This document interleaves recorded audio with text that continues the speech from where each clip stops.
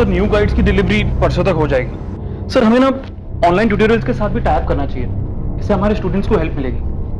हाँ जोगिंदर, जरूर करना चाहिए, पर फिर फीस भी तो बढ़ानी पड़ेगी। सर फीस बढ़ाने के बजाय हम बैचेस बढ़ा सकते हैं। क्लासेस बढ़ेंगे तो स्टूडेंट्स बढ़ेंगे, तो रिकवर हो जाएगा।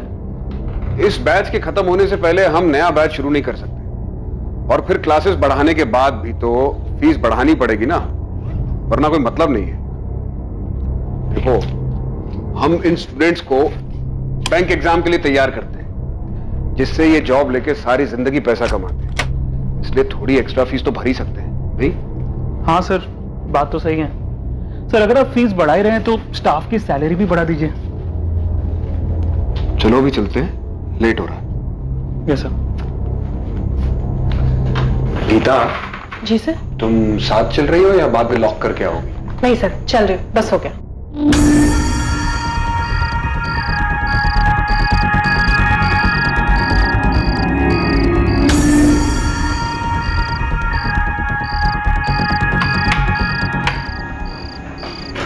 मैंने सैंपल पेपर डाउनलोड कर लिया, बाकी कल करूंगी।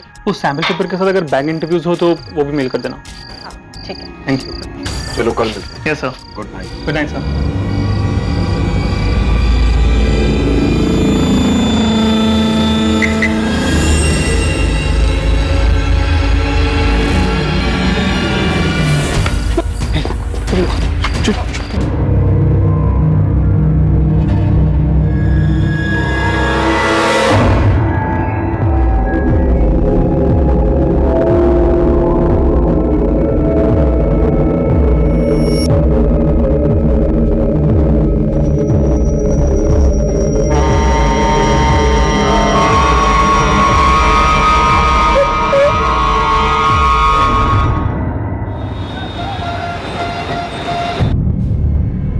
The number you have called is currently switched off.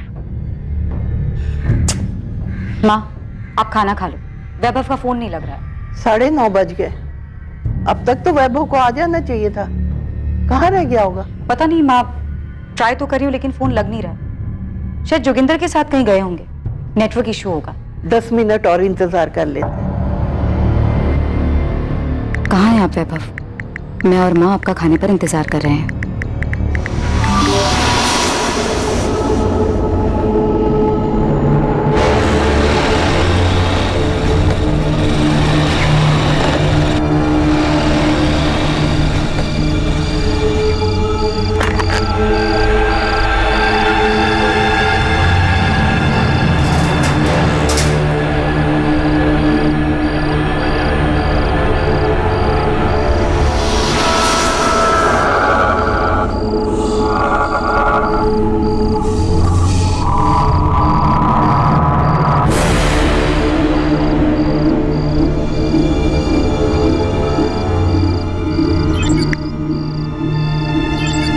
The number you have called is currently switched off. Please try again later. आरती जोशी वैभव जोशी की पत्नी, जो एवी स्टडी सेंटर का ओनर और डायरेक्टर था, उसे ढूंढते हुए स्टडी सेंटर आती है, जहां उसे अंदेशा होता है कि शायद कुछ गलत हुआ है। आरती घर वापस जाकर सेंटर के मेन गेट की डुप्लीकेट चाबी लेकर वापस आती है और दरवाजा खोलती है। स्टडी सेंटर के अंदर जिन हालात से उसका सामना होने वाला था, वो बेहद चौंकाने वाले थे।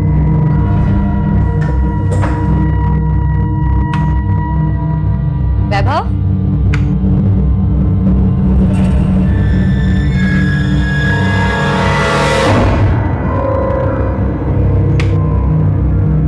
वैभव,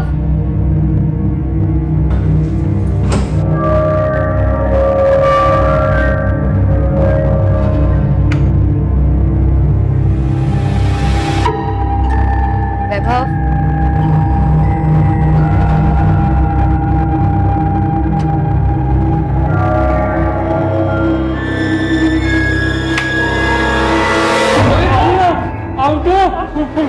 जोगिंदर, गीता,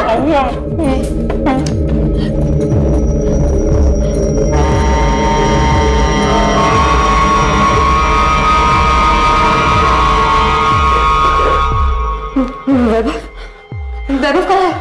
पता नहीं मैम, उन्होंने मैं बांधा और बाहर से खुंडी लगा के चले गए। क्या? आरती मैम, वो मुझे लगता है वो वैभव सर को दूसरे वाले क्लासरूम में ले गए होंगे।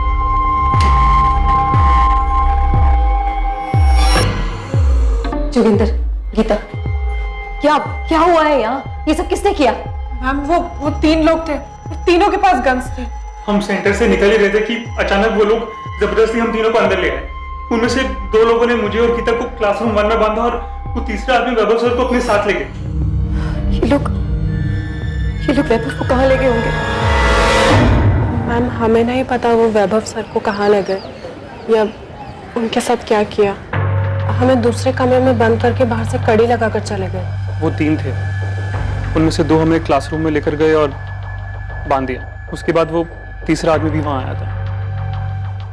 तुम्हें उन तीनों की शक्लें याद हैं? शक्ल दिखी ही नहीं, उन तीनों का चेहरा कपड़ों से ढका हुआ था। वैभव कहाँ है? कहाँ ले गए वो लोगों ने? आरती मैम, हमें नहीं पता वैभव सर कहाँ है। गीता, तुम्हारे साथ कोई सेक्सुअल असॉल्ट, कोई जोर जबरदस्ती की उन्होंने? और जब वो तीसरा आदमी अंदर आया मुझे लगा शायद कुछ होगा, पर ऐसा कुछ नहीं हुआ। हमारे लास्ट बैच की क्लास 7:30 बजे खत्म हुई थी। वैभव सर और मैं बैच और क्लासेस को लेकर कुछ नए एडिशनल मटेरियल के बारे में बात कर रहे थे। सर मैंने भी अपनी लास्ट क्लास खत्म की और फिर हम तीनों घर जाने के लिए निकले। गीता, जोगिंदर, आप दोनों यहाँ पे पढ़ाते हैं? Yes sir. फिर क्या हुआ? तो फिर वैभव सर और गीता कार की तरफ गए और मैं बाहर निकलकर गेट खोलने गया और सर जैसे ही मैंने गेट खोला और टर्न किया तो तभी अचानक से वो तीनों हाथ में गन लिए, चेहरा ढके हुए और हमें गन पॉइंट पर जबरदस्ती सर अंदर की तरफ ले गए। और सर उन्होंने जबरदस्ती वैभव सर से सेंटर का लॉक खुलवाया। खोल ये क्या चाहिए? सर वो लोग हमें यहाँ से क्लासरूम की तरफ लेकर गए थे। उन तीनों में से एक आदमी जो बाकी दोनों को ऑर्डर दे रहा था उसने उन दोनों को हमें इस कमरे में बंद करने को कहा और खुद वैभव सर को इस क्लासरूम में लेकर गए। मुझे वैभव की चिंता हो रही है। पता नहीं ये लोग कौन है, क्या चाहते हैं। ये तो आप ही लोगों को बताना होगा कि वो लोग कौन हो सकते हैं। सर डायरेक्टर केबिन बैग मिला है, इसमें 3 मोबाइल। मैम ये फोन तो मेरा है। और मैम ये फोन मेरा है। ये फोन तो वैभव का है। आरती जी, आपके कोचिंग सेंटर में कहीं सीसीटीवी लगा? नहीं सर।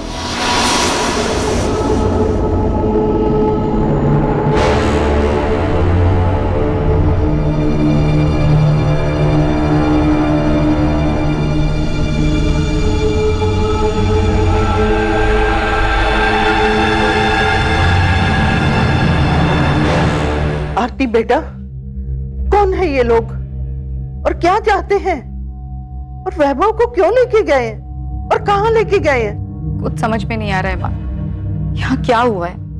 आरती जी, हमें वैभव का एक फोटो चाहिए, हम पता लगाते हैं। सर, मैंने पूरा सेंटर देख लिया, कहीं पर भी, यहाँ तक कि डायरेक्टर्स केबिन को भी देखकर ये नहीं लग रहा है कि वो लोग चोरी या फिर लूटपाट के इरादे से आए थे। मैम लूटपाट के लिए यहाँ क्लास में कुछ है भी नहीं, और वैसे भी पैसे या कोई इंपॉर्टेंट चीज हम यहाँ रखते नहीं है। बिना आसपास के एरिया और मार्केट में पता करो, कहीं सीसीटीवी है क्या? Sure sir. आरती जी, आपकी नजर में कोई ऐसा है जो वैभव को नुकसान पहुंचाना चाहेगा?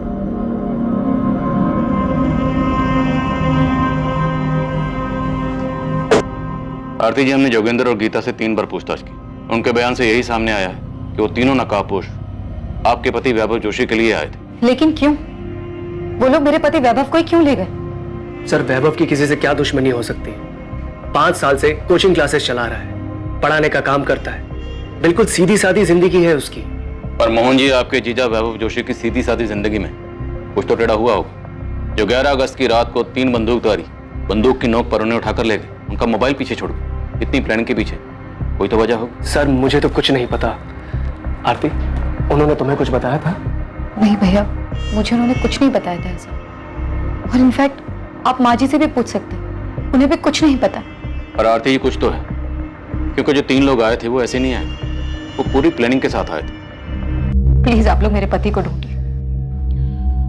मीनाक्षी जी, आपका और आरती जी का फोन सर्वेलेंस पे डाल दिया, लैंडलाइन फोन भी टैप किया जा रहा है। फिर आरती का कॉल आते ही हम उन लोगों तक पहुंचेंगे और वैभव को सही सलामत वापस लेकर आने की पूरी कोशिश करेंगे।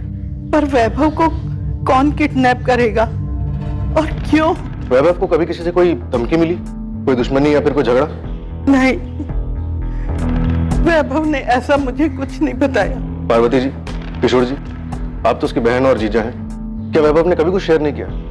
हमें इस बारे में कुछ भी नहीं पता और भैया ने हमें कभी बताया भी नहीं इस बारे में कुछ। हो सकता है आरती भाभी को कुछ बताया हो। इस बारे में वो भी कुछ नहीं जानता। सर मैंने कोचिंग क्लास के आसपास का एरिया पूरा मार्केट छान मारा, यहाँ कहीं भी सीसीटीवी नहीं मिला और यहाँ कोई एटीएम भी नहीं है कि उसके सीसीटीवी से हमें कुछ मिल जाता। पहली बार आरती 10:45 पौने 11 बजे सेंटर पर आई, फिर चाबी लेकर 11 बजे दोबारा आई, तो मतलब वो 11 बजे से पहले ही वैभव को ले गए होंगे। आसपास के लोगों से, दुकानदार से पता किया? सर मैंने मार्केट के लगभग सभी दुकान वालों को वैभव की फोटो दिखाई, सबका यही कहना है कि किसी ने कोई खास ध्यान नहीं दिया। 9-10 बजे तक लगभग सभी दुकानें बंद भी हो जाती हैं। उसके बाद वो लोग वैभव को कहीं लेके गए होंगे तो ज्यादा लोग रास्ते पर रहे नहीं होंगे। ठीक है, सेंटर के लोगों से बात करनी पड़ेगी। इस कोचिंग सेंटर में कुछ तो अजीब हुआ है। 3 लोग आते हैं और वैभव को उठा के ले जाते हैं, जबकि जोगिंदर और गीता को बिना नुकसान पहुंचाए वहीं छोड़ जाते हैं। 11 अगस्त की घटना निश्चित तौर पर एक ऐसे हैरतअंगेज जुर्म की तरफ इशारा कर रही थी जहां 3 हथियारबंद नकाबपोशों ने हमला तो किया, लेकिन जोगिंदर और गीता को बिना नुकसान पहुंचाए सिर्फ वैभव जोशी को साथ लेकर फरार हो गए।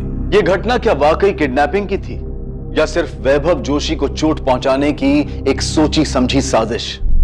अरविंद, 5 साल पहले जब ये कोचिंग सेंटर खुला था, आप तब से यहाँ पर काम कर रहे हैं? जी।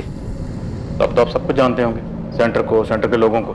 जी सर, मैं यहाँ पे सबसे पुराना हूँ। तब तो आप ये भी जानते होंगे कि जो कुछ भी हुआ वो अचानक नहीं हो सकता। मैं भी कुछ ऐसे ही सोच रहा था सर। ऐसा कुछ मतलब सर, मैं और जोगिंदर भी यही बात कर रहे थे कि उन लोगों ने वैभव सर को ही क्यों चुना? साथ में जोगिंदर और गीता भी तो थे। करेक्ट, पर हम वैभव की मां मीनाक्षी जी और उनकी बीवी आरती दोनों के मोबाइल के साथ साथ लैंडलाइन भी टैप कर रहे हैं। अभी तक फिरौती का कोई कॉल नहीं आया।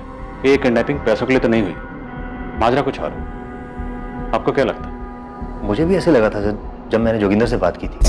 अरविंद, 1 सेकंड के लिए तो लगा कि वो लोग मुझे मार देंगे, और जिस तरह से वो गीता को देख रहे थे लगा कि बहुत गलत होने वाला है। वो 3 लोग आए और सिर्फ वैभव सर को ले गए।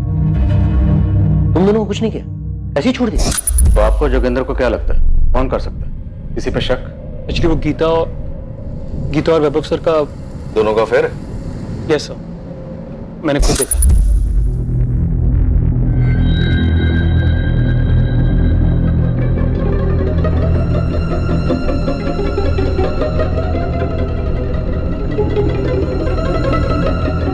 सर एक्चुअली अरविंद को भी उनके अफेयर के बारे में पता है, इसलिए हमें ऐसे लगा कि इस तरह से 3 लोग आए और सिर्फ वैभव को उठाकर ले गए। ये सब नाटक था, फर्जी था, असली मकसद कुछ और है। तो वैभव ने किडनैपिंग का सारा ड्रामा अपने किसी मकसद में कामयाब होने के लिए किया, और साथ में गीता भी शामिल है। पता नहीं सर, मैं तो आपको वो बता रहा हूँ जो वैभव सर और गीता के बीच में चल रहा था। पर सर ईमानदारी से बोलूँ तो ये बात कुछ हजम नहीं हुई कि एक को उठा के ले गए और 2 को सही सलामत छोड़ दिया।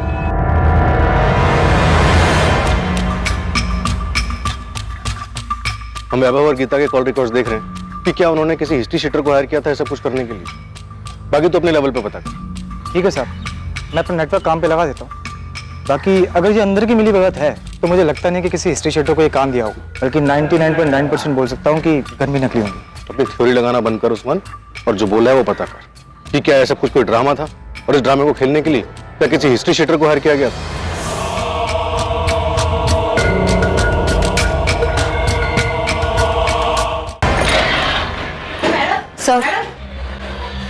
सर 2 दिन हो गए मेरे पति को गायब हुए, और आप लोग उन्हें ढूंढने के बजाय मुझे ये बता रहे हैं कि उनका गीता के साथ अफेयर चल रहा था, इसलिए उन्होंने खुद को किडनैप करवाने का नाटक किया। आरती जी, हम ये नहीं कह रहे हैं कि ऐसा ही हुआ, लेकिन जो हुआ है उस पर यकीन नहीं किया जा सकता। अभी तक फिरौती का कोई कॉल नहीं है, तो वैभव को अपने साथ क्यों लेकर गए? सर ये पता लगाने का काम आप लोगों का है। आप लोग उन्हें ढूंढ नहीं पा रहे इसलिए कहानी बना रहे। आपको इन बातों पर विश्वास हो रहा होगा, लेकिन मुझे नहीं है। मेरी और वैभव की शादी को 6 साल हो चुके। वो इंस्टीट्यूट हमारा सपना है, हमने मिलकर शुरू किया था। और रही बात अफेयर की, तो वैभव ऐसे इंसान है ही नहीं, और अगर ऐसा है भी तो ये सब कुछ छोड़ छाड़ कर कहीं क्यों जाएंगे? आरती जी, हम किसी नतीजे पर नहीं पहुंच रहे। हम सिर्फ इतना कह रहे हैं कि ऐसा भी हो सकता है। हमने वैभव की तस्वीर वाराणसी के सभी पुलिस स्टेशन में भिजवा दी। पुलिस अपना काम कर रही है। हम 11 अगस्त की सारी सीसीटीवी फुटेज खंगाल लें ताकि कहीं से कोई सस्पेक्ट गाड़ी नजर आ जाए, और अभी तक ऐसा कुछ सामने नहीं है। लेकिन आपके सेंटर से जो बात सामने आई है वो फैक्ट है, वैभव और गीता का अफेयर था। उस रात जो 3 बंदूकधारी कोचिंग सेंटर में आए थे, उन्होंने गीता और जोगेंद्र को वहीं छोड़ा और आपके पति वैभव जोशी को साथ में ले गए। आप खुद सोचिए और बताइए, उन 3 लोगों ने ऐसा क्यों किया? गीता वैभव जोशी का है? मुझे कैसे पता होगा वो कहाँ है? और आप ये मुझसे क्यों पूछ रहे हैं? तो ये नाटक बंद करो समझी, क्योंकि हमें पता चल चुका है कि तुम्हारा और वैभव का अफेयर चल रहा है। हाँ, मेरा और वैभव सर का अफेयर चल रहा है, पर इसका मतलब ये तो नहीं ना कि मैंने उनकी किडनैपिंग करवाई है। अगर तुमने नहीं करवाई तो फिर किसने करवाई? वैभव ने। वो अपनी किडनैपिंग खुद क्यों करवाएगा? अरे माना हम रिलेशनशिप में, पर इस किडनैपिंग से हमारा क्या फायदा हो सकता है, आप ही बताइए, क्योंकि ये भी तो आप ही का कहना है कि किडनैपिंग फेक है। खुद को किडनैप करा के वैभव सर को क्या मिलेगा? तो तुझे लगता है कि वो सच में किडनैप हुए हैं? मोहन भैया, ये पुलिस क्या अनाप शनाप बोल रही है? उनका कहना है कि वैभव और गीता का अफेयर चल रहा है, जबकि मैं जानती हूँ ऐसा कुछ भी नहीं है। आरती, तुम्हें कोचिंग क्लासेस से ब्रेक लिए हुए पूरा 1 साल हो चुका है। तो क्या हुआ? वैभव मेरा बेटा है, मैं उसे अच्छी तरह जानती हूँ। माँ जी, आरती, हम सब जानते हैं कि वैभव कैसे है, मगर उस गीता ने पुलिस के सामने बयान दिया है कि उसका वैभव के साथ में अफेयर चल रहा है। ये गीता वीता जो कोई भी हो ना, झूठ भी तो बोल सकती है। मगर माँ जी, अगर किसी औरत का किसी शादीशुदा मर्द के साथ नाम जुड़ता है और वो बात सच भी हो तो भी औरत मानती नहीं है, झुटला देती है। लेकिन यहाँ तो उल्टा ही हो गया है। गीता सीना ठोक कर कह रही है कि उसका और वैभव भाई साहब का अफेयर है। ठीक है, उसने मान लिया, मैंने भी मान लिया कि गीता और वैभव का अफेयर चल रहा है। लेकिन इससे ये कैसे साबित होता है कि मुझे छोड़कर गीता के साथ जाने के लिए उन्होंने खुद को किडनैप करवा लिया? क्यों? अब भी आप यही कहेंगे कि आपको नहीं पता वैभव कहाँ है? हाँ हाँ हाँ, और कैसे कहूँ, कितनी बार कहूँ आपसे? मैं सिर्फ कह ही नहीं रही हूँ, मुझे सच में नहीं पता वैभव सर कहाँ है। ठीक है, अभी आप जा सकती हैं, लेकिन सिर्फ यहाँ से, वाराणसी से बाहर नहीं, क्योंकि अब तो आपको पता है ना कि हमें पता है कि आपके और वैभव के बीच में क्या चल रहा है। तो 4 दिन हो गए गीता और वैभव के कॉल रिकॉर्ड छानते हुए, लेकिन ऐसा कुछ नहीं मिला जिससे लगे कि ये दोनों ऐसी कोई प्लानिंग कर रहे थे। देखा जाए तो आरती का पॉइंट तो सही है। इस तरह खुद को किडनैप करवा के वैभव को क्या हासिल हो? उसके बैंक अकाउंट तक आरती के साथ ज्वाइंट में है। एक पैसा इधर से उधर नहीं हुआ। बात तो सही है सर, वैभव ऐसा क्यों करेगा? कोचिंग क्लासेस खोलना उसका सपना था। एग्जैक्टली, वही तो पॉइंट। हेलो, आपको अंदाजा है हमारे देश में कितने लोग बेरोजगार हैं? कौन बोल रहा? देश में फैली बेरोजगारी का अंदाजा है कुछ? पहले तुम बताओ, तुम बोल कौन रहे हो? मैं वो हूँ जिसका कोई चेहरा नहीं है, उन लाखों करोड़ों में से एक बेरोजगार, जो एक नौकरी पाने के लिए दर दर ठोकरे खा रहा है। तुम ये बताओ कि मुझसे क्या चाहते हो? 1 साल की कोचिंग की फीस 60,000 रुपए, 40,000 रुपए ऊपर से नौकरी दिलवाने की गारंटी के। कितने हुए? पूरे 1 लाख रुपए। मैं अकेला नहीं हूँ जिसने 1 लाख रुपए भरे। 1 लाख भरने के बाद भी नौकरी नहीं है। क्या इस सब का वैभव जोशी के एवी कोचिंग सेंटर से कुछ लेना देना है? जब कोई बिना रोजगार भूखा मरता है ना, पूरे 1 लाख रुपए भर के, तब उसकी परेशानी किसी को नहीं दिखती, उसकी समस्या, उसकी मेहनत। पर अब मैं निश्चिंत हूँ, क्योंकि अब आपके पास भी एक परेशानी है, ये जानने की कि जिसने मुझे परेशान किया उसके साथ क्या हुआ, क्यों हुआ। हेलो हेलो, दिलीप, पता करो ये फोन कहाँ से है। पता करता हूँ सर।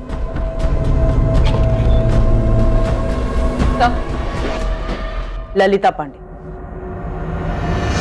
अब कौन सी नई गुत्थी लाई? सर, गीता से पहले एक और लेडी टीचर थी कोचिंग क्लास में, 2 साल पहले एवी स्टडी सेंटर में पढ़ाती थी।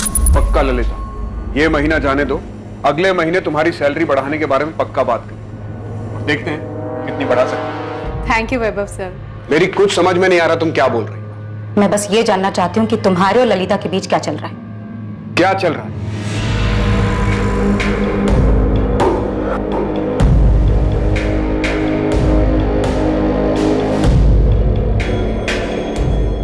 मैम, ये वैभव सर ने ये क्या है? अभी 3 महीने पहले ही तुमने 25% की हाइक दी थी ना उसे सैलरी में, और 50% देना चाहते हो? क्यों? क्योंकि वो डिजर्व करती है, अच्छी टीचर है, मेहनती है। मैं तो सोच रहा हूँ एक बैच और बढ़ा दूं। वो सुबह क्लास देने को तैयार है और हमारे पास स्टूडेंट्स भी हैं। हाँ, मॉर्निंग का बैच होगा तो तुम्हें भी जल्दी जाना पड़ेगा ना। बैच का बैच चलेगा और साइड बाय साइड तुम्हारी ऐश भी, है ना? आरती, तुम वैभव, तुम अच्छी तरह से जानते हो कि मैं एक सक्सेसफुल बैंकर रह चुकी हूँ। बिजनेस और उसकी बारीकियां ना अच्छी तरह से पकड़ लेती हूँ, और मुझे नजर आ रहा है कि मेरा बिजनेस और मेरी पर्सनल लाइफ ना दोनों कहाँ जा रहे हैं। तुम गलत सोच रही हो। मेरे और ललिता के बीच में ऐसा कुछ नहीं चल रहा। कुछ नहीं चल रहा है ना? ठीक है, तो कल जाकर ललिता से ना सामने सामने पूछ लेते कि तुम दोनों के बीच क्या है और क्या नहीं। जहां एक तरफ गीता के साथ वैभव का अफेयर इस किडनैपिंग के पीछे की वजह दिखाई दे रहा था, वहीं दूसरी तरफ सामने आया एक अज्ञात फोन कॉल जिसमें नौकरी देने का झांसा देकर पैसे लेने की बात भी सामने आई। फिर अचानक ललिता नाम की महिला का खुलासा हुआ। ललिता 2 साल पहले एवी स्टडी सेंटर में पढ़ाती थी, जिसका वैभव के साथ अवैध संबंध था। क्या वैभव के अगवा होने के पीछे इन 3 कारणों में से कोई एक कारण था या वजह कुछ और ही थी? तहकीकात के दौरान इस केस में अभी पुलिस के सामने कई चौंकाने वाले सच आने बाकी थे। पहले गीता, अब ललिता, योगेंद्र शर्मा, अरविंद कश्यप, वैभव जोशी के बारे में और क्या बताना बाकी है? आप सब कुछ एक साथ बताओगे या आप किस्तों में बताओगे? नहीं सर, वो हमें बाद में लगा कि वैभव सर गीता के कारण खुद की किडनैपिंग क्यों करेंगे, इससे उन्हें क्या मिलेगा, बल्कि जो है वो भी चला जाएगा। सब फिर याद आया कि 2 साल पहले जब वैभव सर का ललिता के साथ रिलेशन था, तब आरती मैम भी यहाँ काम करती थी। और जब आरती मैम को इन दोनों के बारे में पता चला तो उन्होंने तमाशा किया और बहुत बेइज्जती करके ललिता को कोचिंग सेंटर से निकाल दिया था। चल, रेजिग्नेशन दे और निकल जाए यहाँ से। दोबारा ना अपनी शक्ल मत दिखाना मुझे। आरती पहले लेकिन मेरी बात तो सुनो। लेकिन कुछ नहीं। क्या बात सुनूं तेरी? हाँ, अपनी नौटंकी की दुकानदारी उठा और दफा हो जाए यहाँ से। अगर मैं जाने से मना कर दूं तो? मना करके तो देख, ऐसी हालत करूंगी ना तेरी तो सोच भी नहीं सकती। धमकी नहीं दे रही हूं, सच बोल रही हूं। मैं और वैभव पति पत्नी है। तेरी तरह हर किसी का पैसा देखकर ना मुंह नहीं मारते फिरते हम लोग। निकल जा यहाँ से, वरना तेरे बाल खींचकर घसीटते हुए तुझे धक्के मारकर निकालूंगी यहाँ से। Get out! और सर फिर हमें लगा कि अगर वैभव सर को सच में किसी ने किडनैप किया है तो वो कौन हो सकता है और क्यों? फिर हमें ललिता का ध्यान आया सर ललिता इतनी आसानी से अपनी बेइज्जती भूलने वालों में से नहीं थी, और जिस तरह उस दिन वो कोचिंग सेंटर से गुस्से में रोते हुए निकली थी सर, हमें लगा कि तो आप लोगों को लगा कि वैभव जोशी को गीता ने नहीं, ललिता ने किडनैप करवाया होगा। तुमको सबूत चाहिए? सबूत नहीं, बस कंफर्म कर रही हूं कि काम हुआ या नहीं। तुमने उसे ठिकाने लगा दिया? हाँ, लगा दिया। पक्का? तुमने ये काम किसी और पे तो नहीं छोड़ा? नहीं, मैंने खुद किया है। तुमको हम पे भरोसा नहीं है क्या? यकीन करो, हमने काम पूरा कर दिया। तुमको डरने की जरूरत नहीं, सब ठीक से हुआ है। कहाँ रहती है ललिता? सर इलाहाबाद। उसका फोन नंबर, एड्रेस सब लिखो और उसकी फोटो भी चाहिए। सर, एक बुरी खबर है। इलाहाबाद के Azad Nagar police station area में एक डेड बॉडी मिली। और वो डेड बॉडी वैभव जोशी की है? जी सर। मतलब ये झूठा किडनैपिंग का नाटक नहीं था। जोगिंदर और गीता की तरह इसके भी हाथ और मुंह बांधा गया था। Yes sir. सब आजाद नगर पुलिस स्टेशन हमें बॉडी हैंड ओवर कर रही है। विक्टिम की मौत हुए 72 घंटे से ज्यादा का समय बीत चुका है। किडनैपिंग 11 अगस्त को हुई, आज 16 अगस्त है। तो क्या पॉसिबल है कि जिस रात किडनैपिंग हुई मर्डर उसी रात कर दिया गया हो? पॉसिबल है। चाकू जैसी तेजधार चीज से 14 वार किए गए हैं, बहुत बेरहमी से मारे।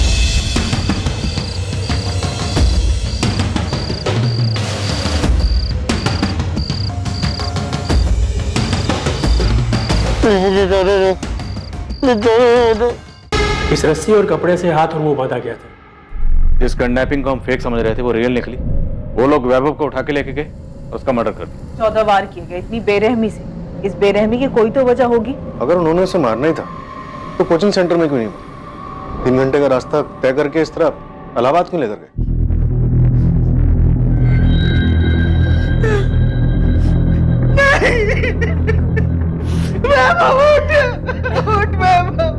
वैभव जोशी मिसिंग केस अब वैभव जोशी मर्डर केस बन चुका था, और यह बात भी साफ हो चुकी थी कि उन तीनों नकाबपोशों का निशाना सिर्फ और सिर्फ वैभव था। हत्यारे वैभव को अगवा कर कत्ल करने के मकसद से ही आए थे, लेकिन इस जुर्म को अंजाम देने वाले अपराधी से पुलिस की इन्वेस्टिगेटिंग टीम न सिर्फ अनजान थी बल्कि कोसों दूर थी। वैभव जोशी की जिंदगी से जुड़े कई और पक्ष अब पुलिस के सामने आने वाले थे।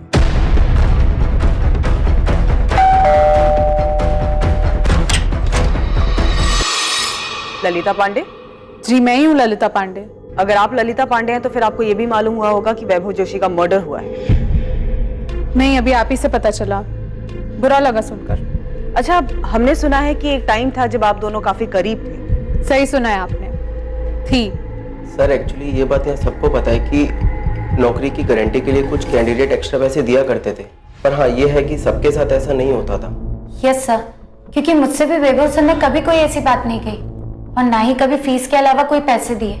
हाँ, मैंने भी नहीं दिए सर, और ऐसी कोई बात भी नहीं हुई थी। तो फिर किसके साथ होता था? सर मैंने बोला तो कि सिर्फ इधर उधर से सुना है, पर्सनली मैं किसी को नहीं जानता और ये भी यकीन से नहीं कह सकता कि किसी ने पैसे दिए भी हैं या नहीं।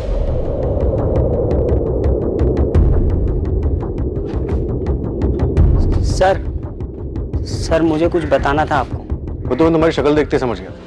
बोलो। सर मैंने भी जॉब गारंटी के लिए वैभव सर को पैसे दिए थे। देखो योगेश, ये लीगल तो है नहीं कि लिख के दे दूं कि नौकरी मिल जाएगी। हाँ, जबान दे सकता हूं कि नौकरी मिल जाएगी।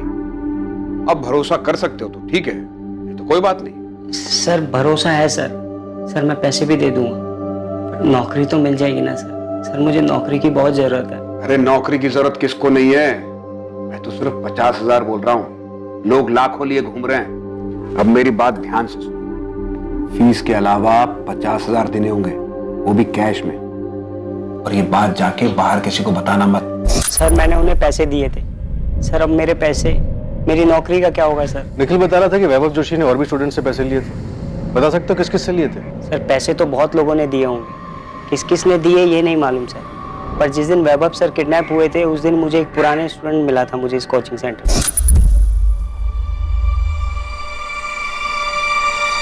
तुम एवी स्टडी सेंटर में हो? हाँ। नौकरी की गारंटी के लिए पैसे दिए हो? दिए हो तभी इतने परेशान दिख रहे हो इनके गायब होने से। आपको कैसे मालूम कि मैंने पैसे दिए हुए? तुम अकेले नहीं हो जिसे नौकरी का जासा डालकर ये कमीना पैसा लिया है। अरे ऐसा मत बोलो भाई, मैंने पूरे 50,000 रुपए दिए। 40 से 50 का डाला? 50,000 तो डूब गए, ना नौकरी मिलेगी और ना पैसा।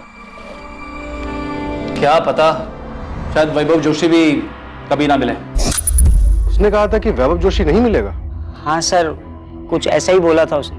कौन था ये लड़का? कौन था ये तो नहीं मालूम सर, ना मैंने उसे नाम पूछा ना उसने बताया कुछ। इसी कोचिंग क्लास में आता था वो? मैंने उसे देखा तो नहीं कभी, पर कभी तो आया होगा ना सर, तभी तो उसको मालूम है कि वैभव सर नौकरी की गारंटी के लिए पैसे लेते होंगे। दिलीप, आज से लेकर पिछले 5 साल तक एवी कोचिंग सेंटर के जितने भी स्टूडेंट्स हैं सबकी डिटेल निकलवा। Yes sir.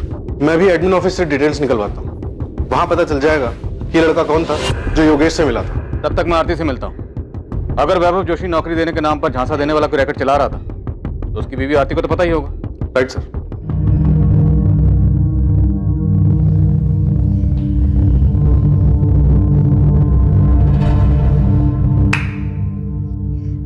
सही काटा फेंका ना, अब वो अपने आप रास्ता ढूंढते रहेंगे। अबे एक्टिंग क्या करो तुम यार, जबरदस्त एकदम।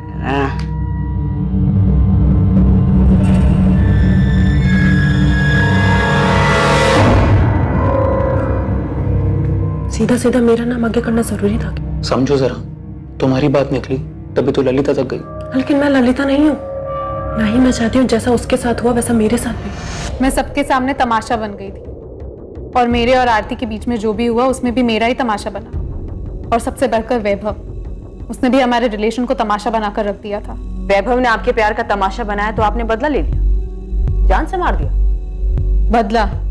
2 साल बाद बदला लेकर मुझे क्या मिलेगा? मैंने जो खोया है वो वापस कभी नहीं आ सकता। प्यार करती थी मैं वैभव से, शादी करना चाहती थी उससे। अगर तुम आरती को छोड़ दोगे तो उसकी सारी बदतमीजियों का जवाब मिल जाएगा उसे। निकाल बाहर करो आरती को प्लीज वैभव। वैभव, हम साथ में मिलकर अपनी एक नई कोचिंग क्लासेस शुरू कर सकते हैं। डिवोर्स दे दो आरती को। ये जगह मेरे अकेले की नहीं है, उसका भी हिस्सा है इसमें, और सिर्फ उसका ही नहीं उसके भाई का भी हिस्सा है।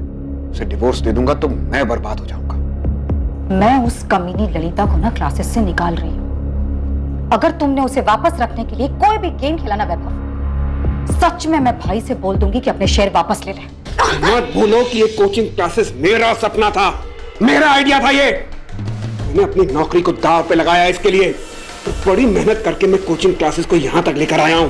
तुम ये भी मत भूलो कि तुम्हारा सपना जिसकी वजह से पूरा हुआ है ना, वो वजह भी मैं हूं। मैंने भी अपनी सारी ज्वेलरी, अपनी सारी मेहनत की कमाई, सब कुछ लगा दिया इस जगह को खरीदने के लिए। ललिता को मैं निकाल रही हूं और उसे वापस रखने के लिए अगर कोई भी चाल चली ना तुमने, तो जितना भी कुछ है ना सब छीन लूंगी, बर्बाद कर दूंगी तुम्हें। तुम तो बहुत ही घटिया आदमी निकले, कायर किस्म के। प्यार नाम की कोई चीज नहीं है तुम्हें। प्यार तो क्या, तुम्हारे अंदर विल पावर तक नहीं है कि तुम अपने भरोसे, अपने दम पर मेरे साथ अपनी एक नई कोचिंग क्लासेस खड़ी कर सको। तुम्हें जो समझना है समझो, लेकिन अच्छा यही है कि तुम चली जाओ यहां से। मैंने इतनी मेहनत के साथ ये सब कुछ खड़ा किया है, मैं इसे खो नहीं सकता, नहीं छोड़ सकता इसे। तब सच में मेरा मन किया कि मैं मार दूं, उसे भी और उस आरती को। वैभव तो मर चुका है, अब किसकी बारी है? आरती की।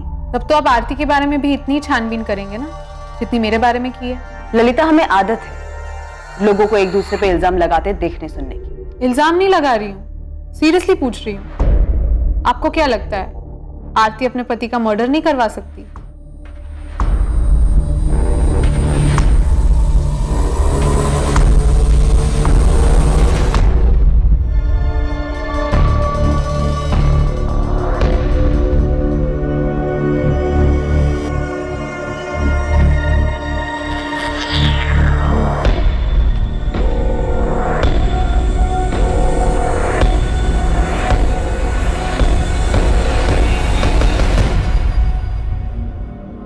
योगेश, तुम्हें वाकई में कोई मिला था या फिर तुम झूठ बोल रहे हो? सर मतलब सर, हमने जोगिंदर शर्मा और अरविंद कश्यप दोनों से बात की और दोनों टीचर्स का यह कहना है कि वैभव अलग से बुलाकर स्टूडेंट से जॉब के नाम पे पैसे नहीं ले सकता। सर अगर आपको ऐसा लगता है तो आपको हमारे पास आकर पूछना ही नहीं चाहिए था सर कि सर नौकरी के बदले पैसे लेते थे या नहीं। आप सीधा जोगिंदर सर या अरविंद सर से ही पूछ लेते। साहब, हिस्ट्री शटर मार्केट तो पूरा छान मारा हमने, पर अभी तक कहीं से भू नहीं है कि वैभव जोशी को किडनैप करने और मारने के लिए किसको हायर किया गया था। आपको किसी कॉल रिकॉर्ड से कुछ नहीं मिला क्या?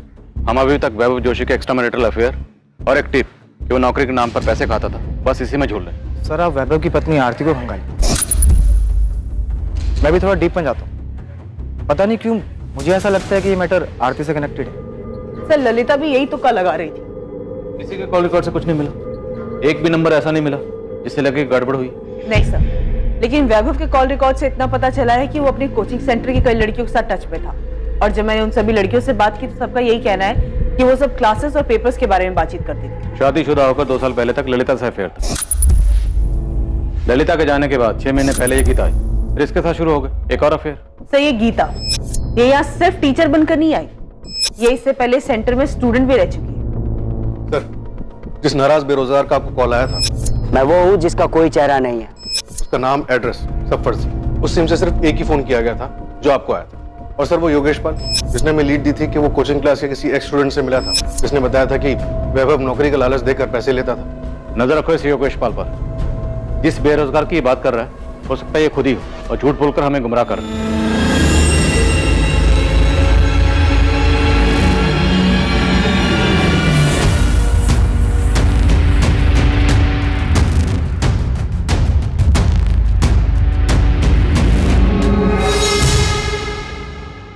तो आप ये कहना चाहती हैं कि आरती ने खुद मेरे बेटे अपने पति को मार डाला? देखिए अभी तक ऐसा कुछ सामने तो नहीं आया है कि किसने किया है, आपकी बहू आरती ने या किसी और ने। क्या लगता है आपको, आपकी बहू आरती ऐसा कुछ कर सकती है?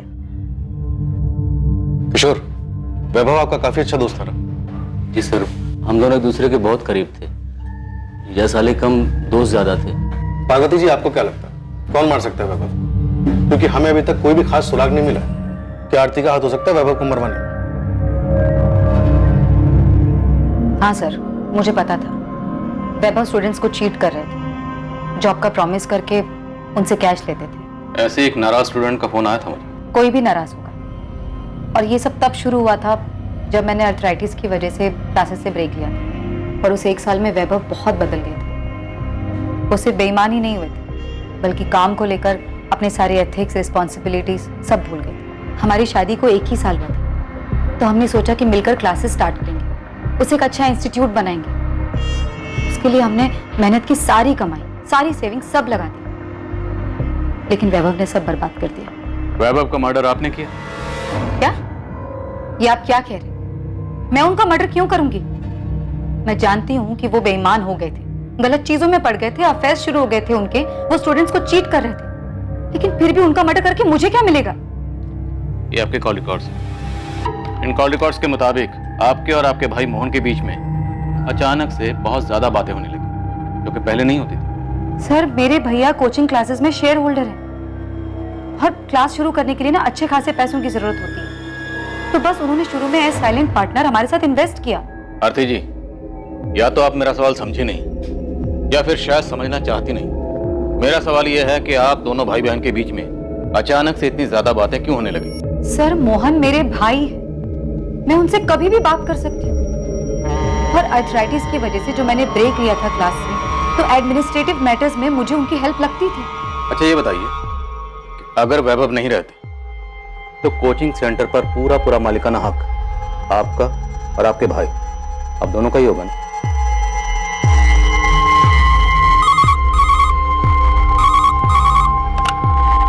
हेलो, उस्मान बोल रहा हूँ। आरती भी आपके सामने है।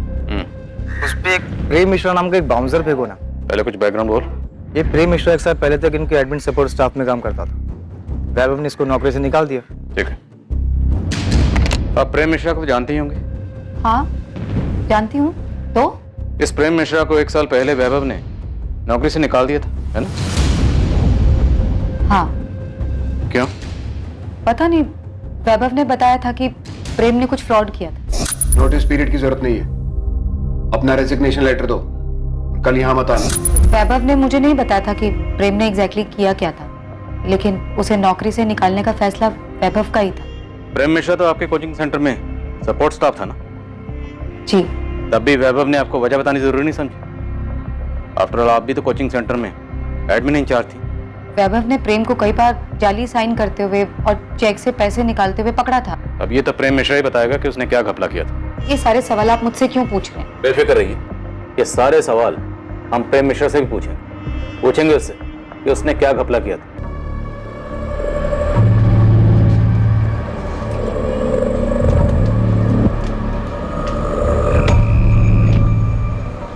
सर मेरी टीम योगेश पाल पे नजर रख रही थी। योगेश पाल ही हमें प्रेम मिश्रा तक लेके गए।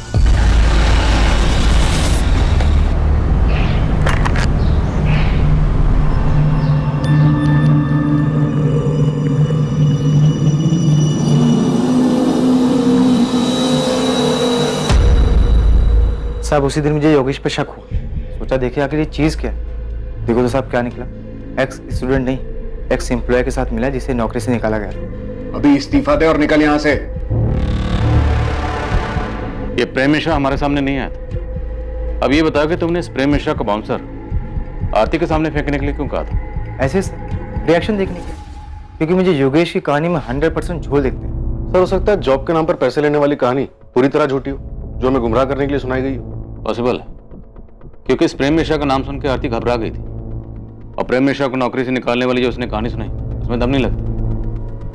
और जब मैंने उसके सामने ये घपला क्रॉस चेक करने वाली बात कही तो और भी हड़बड़ा गई थी। उसने सोचा हो कि हम वैभव के अफेयर और उसके जॉब के नाम पर पैसे लेने वाले एंगल में इतने फंस के रह जाएंगे कि प्रेम मिश्रा के एंगल तक पहुंच ही नहीं पाएंगे। आरती बेटा, पुलिस आई थी, पता नहीं क्यों मुझे लगा कि वो कहना चाहती है कि मैंने वैभव को मरवाया है।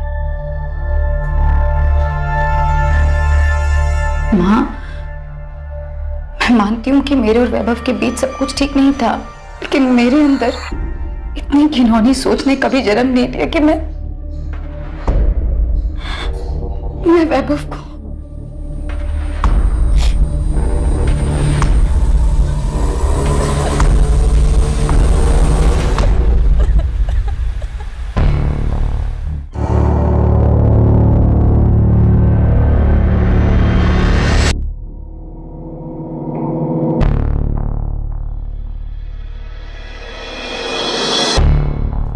मैडम ने आप लोग को बुलाया है।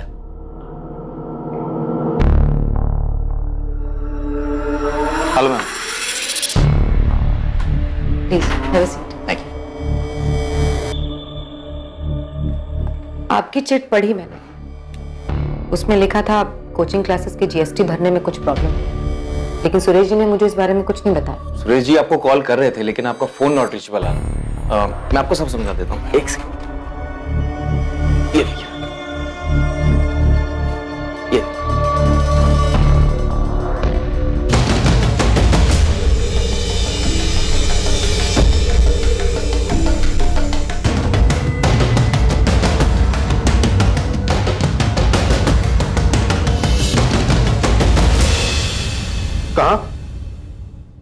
कोचिंग सेंटर में? कब? सर आपको वैभव जोशी याद है? हाँ, वो एवी कोचिंग सेंटर वाला ना? हाँ सर, उसकी बीवी आरती जोशी का मर्डर हो गया। कहाँ? सर कोचिंग क्लास उसके खुद के केबिन में। सर वीना का स्पॉट पर पहुंच रही है। ये आरती बेल पर बाहर थी? Yes sir. आप मुझ पर ये इल्जाम नहीं लगा सकते। हाँ, मैं मानती हूँ प्रेम के साथ मेरा अफेयर था, लेकिन ये अफेयर मैंने वैभव से बदला लेने के लिए किया था। आरती जोशी, बहुत हो गया, बहुत घुमा लिया, अब खेल खत्म। हमें पता है कि आपने प्रेम मिश्रा के साथ मिलकर ये सारी प्लानिंग की। मैंने कोई प्लानिंग नहीं की, किसी को नहीं मारा है। मिलिए, आ गए आपके प्रेम। तो प्रेम मिश्रा जी, प्रेम से बोलेंगे या थोड़ा कष्ट का मिश्रण करें? सर वैभव को मारने का प्लान आरती का ही था। ये झूठ बोल रहा है। सर मैं झूठ नहीं बोल रहा। आरती सब खत्म हो चुका है, तुम भी सच मान लो। नहीं, ये सच नहीं है, ये झूठ बोल रहा है। इसने मारा है वैभव को और अब इल्जाम मुझ पर लगा रहा है। मेरा इसमें कोई हाथ नहीं है। आरती जोशी, इस तरह चीखने चिल्लाने से आप गुनहगार से बेगुनाह नहीं बन जाएंगे। और आरती, वैभव के मर्डर में तुम्हारा मोटिव और हाथ दोनों क्लियर है।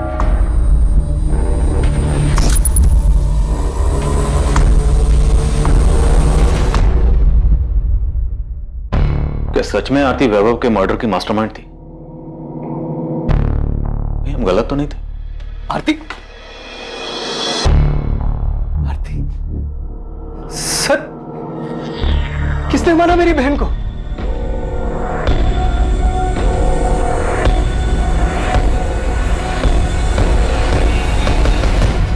वैभव जोशी के कत्ल के 2 साल बाद 2019 में उसकी पत्नी आरती जोशी का भी कत्ल हो गया।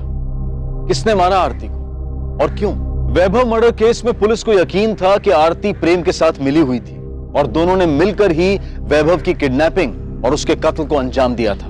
क्या वाकई में आरती का उसके पति की हत्या में हाथ था, या फिर इस सब के पीछे कोई और था जिसने अपने किसी फायदे या बदले के लिए वैभव की हत्या करवाई और फिर उसमें आरती को फंसा दिया और अब 2 साल बाद आरती की भी हत्या करवा दी?